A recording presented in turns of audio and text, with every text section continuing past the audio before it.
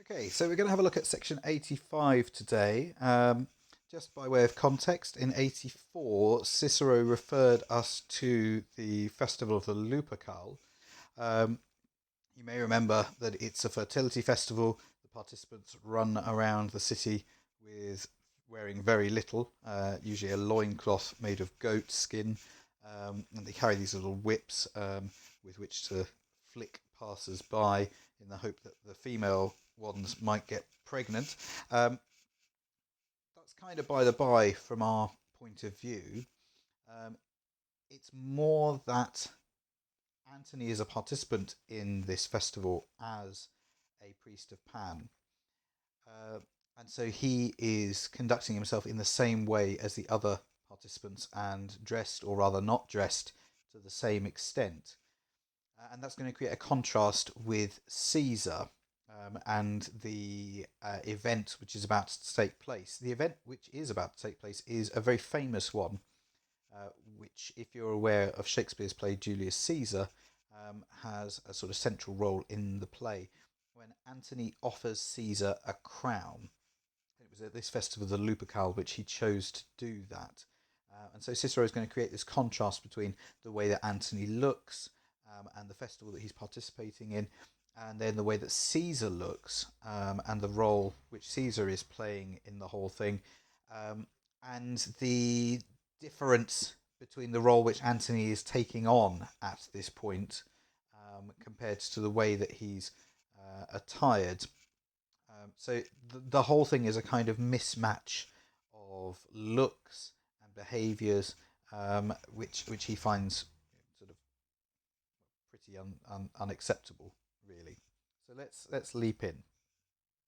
So he starts section 85. Sedebat in rostris collega tuus amictus toga purpurea in sella aurea coronatus. So sedebat at the beginning refers to Caesar. He was sitting in rostris, on the rostra. You may be aware that the word rostrum means the beak of a ship. The rostra, in the plural, in the centre of Rome, was made up of the beaks of ships which had been conquered in war. They were attached to it. So it this idea of it being a ship, the beak of a ship, comes to mean the speaker's platform in Rome. So he was sitting on the rostra, and then you get the subject, collega tuus, your colleague.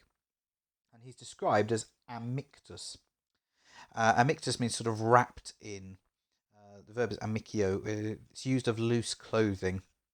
So he was sitting on the rostra, your colleague, wrapped, and then these ablative afterwards, toga purpurea, in a purple toga, in sella aurea, on a golden seat, and then finally he's described as coronatus, crowned. The image which Cicero is creating is particularly important. Yeah, Caesar has, I suppose, every right to sit on the speaker's platform. The purple toga is the first indication rather, that something is not quite right. Purple, you might be aware, historically is a colour which has regal associations, and it was the colour of the Roman kings.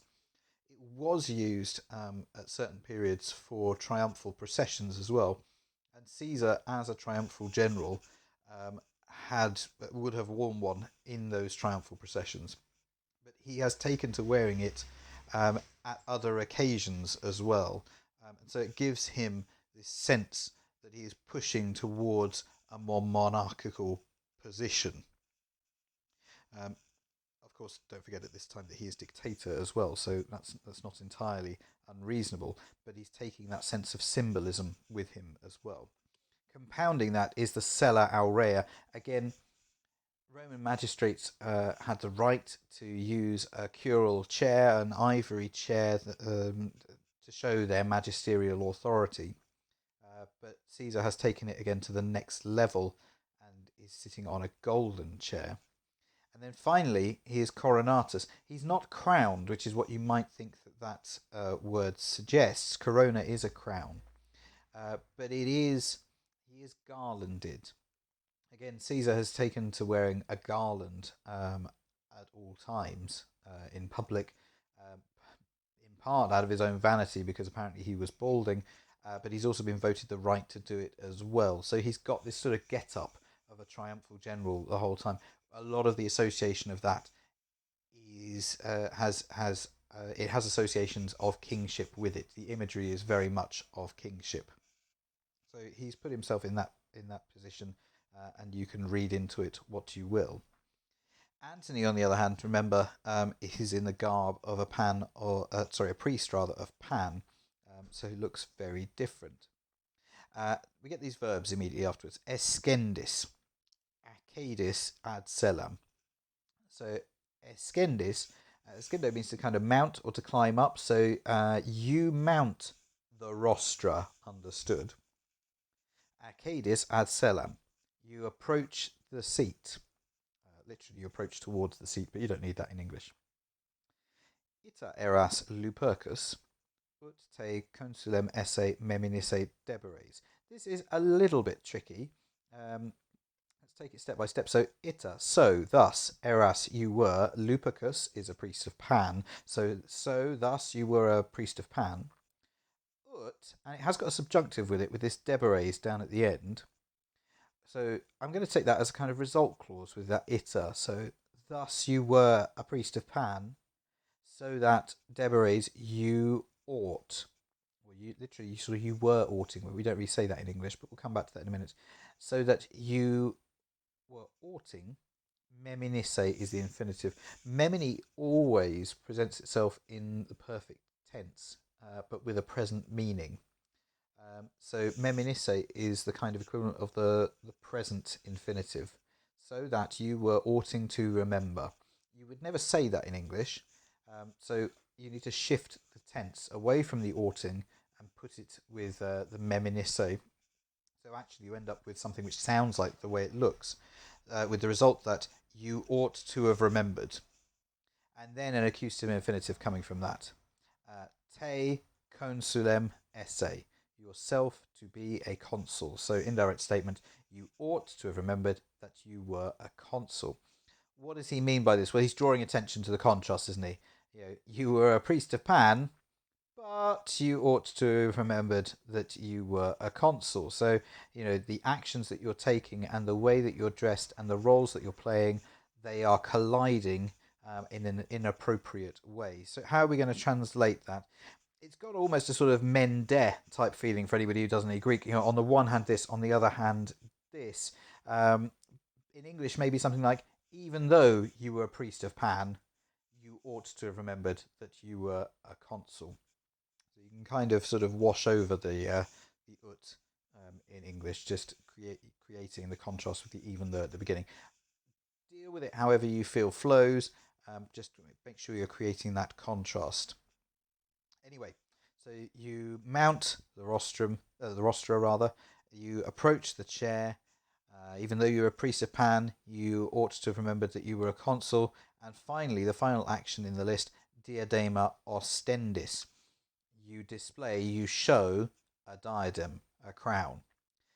Diadema looks like it should be feminine. It's not, it's neuter. So bear that in mind as we go through. So the intention is pretty clear. Antony whips out a crown. We know what is going to happen. The people know what is going to happen as well, because we're told gemitus toto foro. There's no verb, so you need to imply one. Gemitus, a groan, toto foro, in the whole forum. So there was a groan in the whole forum. A groan arose throughout the whole forum. Something like that. Unde diadema. Again, no verb, very compressed. Cicero is sort of beefing his way through it very quickly. Unde, from where? Diadema, the crown, the diadem. Again, you need a verb. So, from where did you get the diadem? Where did the diadem come from? Something like that. It's an important question because you don't just wander around with a crown about your person. So he must have obtained it and brought it with him for a particular purpose. And that's exactly the line which Cicero is going to take. Non enim abiectum sustuleras. For enim, and you go straight to the verb sustuleras, which is from tolo, which I'm sure you all know means to raise, pluperfect tense. For you had raised, known. For you had not raised. Tolo here is going to have to have a slightly different meaning. To pick up is how most people interpret it here. For you had not picked it up. And then abiectum, remembering that diadema is neuter, you had not picked it up, cast away. Okay, so you hadn't picked it up because somebody had thrown it away. And then you get the opposing view, said ad tuleras, but you had brought. Ad tuleras, tuleras obviously from Pharaoh, ad on the front, but you had brought it. Again, the diadem's implied, domo, from home. Meditatum et cogitatum scelus. This is in apposition to the idea of the diadem. So the diadem, was a scelus, a crime, a meditatum, sort of reflected on. You might want to use the English word premeditated. So, but you had brought it from home, premeditated, et cogitatum, and thought out, scelus, wicked act, crime. So Cicero is drawing our attention to the fact that Antony doesn't just happen to have it with him. You have been at home and you have obtained one of these, and then you have brought the diadem from home, and thus we can infer from that you have thought through the action that you are about to take. 2. Diadema imponebas cum plangore populi. 2. Imponebas, you were putting, it's pono with in on the front of it, isn't it? So you were putting on the diadem. That sounds a bit in English like he was putting it on himself, but that's not what it means, obviously. You were placing the diadem on Caesar, understood, on his head. You were trying to put it on him, something like that. The use of the imperfect here is interesting because the imperfect obviously has a sense of a continual action. So here it's that sense of it being repeated, trying to do it. Okay, so he does it. He tries to do it several times. Cum plangore. Plangore is a kind of beating. Here it probably means something like a sort of beating of the chest, a lamentation. Yeah, it's not a positive sound. Cum plangore populi, with the lamentation of the people, with the beating of the chest of the people. They are unhappy every time he tries to put it on. Ille, remember that ille is often used for contrast. So we're shifting the subject from Antony and now to the only other person in the scene. So it must be Caesar. He, cum plausu, with applause, re iki ebat, was casting it back again, was throwing it back. Cum plausu, you might want to think of as sort of to the applause. Yeah. It's a sense of the people. Every time Antony tries to put it on him, the people moan and wail, and every time he pushes it back, the people cheer and applause. So, as a kind of PR stunt, this works rather well. Yeah, Antony, his junior in the partnership, has this. You could view it as him having a silly idea that perhaps Caesar should be king, and Caesar takes the opportunity to say, no, we don't have kings in Rome, and he pushes it back, and the people are delighted. I feel that this is pretty clearly a stunt which they set up in advance. It's possible that it would have played out in different ways depending on how the crowd had responded. If Antony had whipped out the diadem and the crowd had cheered and shown their approval, perhaps Caesar would have taken the moment to accept it. I think it's probably less likely, and that he, in this instance, is taking the opportunity to show that he is a real Roman who does not aspire to kingship. You may be aware that the Romans have a really negative view of monarchy, in part because of the way the Republic came into being. There's the whole Rape of Lucretia episode and the driving out of Tarquin the Proud, which have influenced their approach to government for a long time. Anyway, so he's taking the opportunity to show that he is not a king. 2 ergo unus scelerate in ventus eis. This last sentence, I'm going to pause it there, but this last sentence is quite tricky. It's got sort of layer upon layer of construction. There's a nice note in the Ingo Gildenhard about this, but we'll try and walk you through it. So, two, you, ergo, therefore, unus, one man, scelerate is in the vocative, wicked man. We'll try and fit it in just a moment. Inventus es, you were found. So I think I'd probably go for something like you, therefore, alone were found, and then put the vocative in, scelerate, wicked man. And then you've got a qui here. Qui obviously usually means who, but there are a number of subjunctives knocking around, and the one which relies on this is temptares down here. Who might try? So remember that qui plus a subjunctive can substitute for an ut, so to try. But that kind of is secondary for the moment to this cum clause over here, which also needs to be fitted in. So to try, and then cum again is going with the subjunctive down the end. Can you see on the end of the line you've got welles, which is the subjunctive form of wallow. So I'm going to stick with qui as who just for the moment, and then we'll come back to that. So who, cum welles, since you wanted, and then that's going to require an infinitive. And here's your first one, esse, to be. So cum auctor regni esse. So since you wanted to be auctor, the creator, the author, regni, of kingship, i.e. Antony wants to be the man who brings about a kingship in Rome. And then you've got a second clause hanging off of this, introduced by eumque. So que obviously means and you can't really do anything with the eum straight away because it's in the accusative. The whole thing still hangs off this welles, so there's a second action. So since you wanted to be the author of kingship, and welles, you wanted habere, to have, and that's when you can bring this eum in over here as the accusative, to have him, dominum, in apposition to that, as your master. I'm just implying the you're there. And to have him as your master, as a master, him, and then the quem in the middle is a description of the eum. He, him, whom, collegum habebas, whom you had as a colleague. You might want to emphasize that a little bit by adding something like whom you already had as a colleague. Okay, so that's sat within this whole qui down to temptares. You alone, wicked man, were found to try idem. Idem is also referring to Antony as well. One and the same man, and then you're going to head off onto this quid clause. So somehow we need to fit this in. So you're going to need to be a little bit sort of loose with it, I think. You alone, wicked man, were found.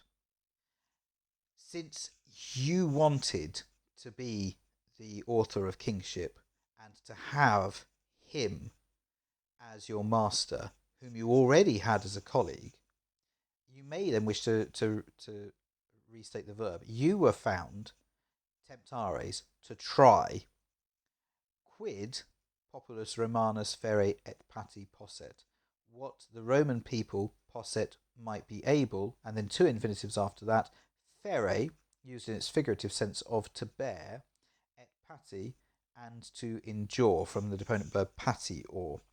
Okay, so there's a lot going on in there. You need to find a way of phrasing it which you're happy with. It just about works if you follow it through. It just needs a little bit of tinkering. So, you alone, wicked man, were found. And then sort of as an aside, since you wanted to be the author of kingship and to have that man whom you already had as a colleague as your master, you were found, one and the same man, the idem, that is tricky to fit in. You, one and the same man, were found to try out, to test, temptares, what the Roman people were able to bear and to endure. I.e., you were the guinea pig who was put there to try and work out, is this something that is acceptable to them? Which brings us back to the discussion we were having earlier on. If he whips out the crown, what is the reaction going to be? Are they going to be delighted at the prospect of Caesar claiming the kingship of Rome, or are they going to be outraged? That's the test, and you were the only man who would do it. Okay, so that last sentence is a little bit tricky. I hope that gives you all the component parts and that you can find a way of phrasing it which you like. I think personally the easiest thing is to restate the verb. State it at the beginning. You were found, and then you were found to do this. Anyway, let me know. Give me your suggestions by email or by message. And if there are any questions, then do contact me. Thanks very much. Bye bye.